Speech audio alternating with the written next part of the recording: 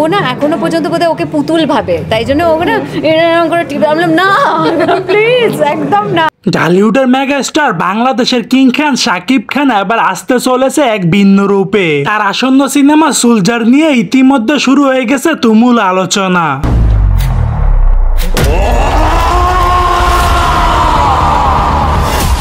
জানা গেছে এই সিনেমার মধ্যে থাকতে চলেছে এক বিশাল বড় ধামাকা। প্রথমবারের মতো শাকিব খানের বিপরীতে অভিনয় করতে যাচ্ছেন তামিল ইন্ডাস্ট্রির হট এবং glamour queen Tamannaah Bhatia.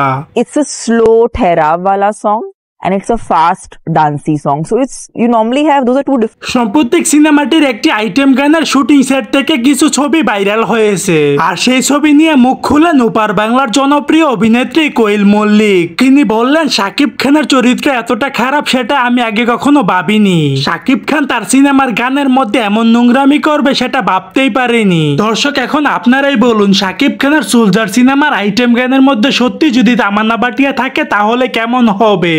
So দর্শক আজকের এই ভিডিওটি এই পর্যন্ত। যদি ভিডিওটি ভালো লেগে থাকে তাহলে ভিডিওতে একটা লাইক, একটা কমেন্ট আর অবশ্যই চ্যানেলটি সাবস্ক্রাইব করতে ভুলবেন না।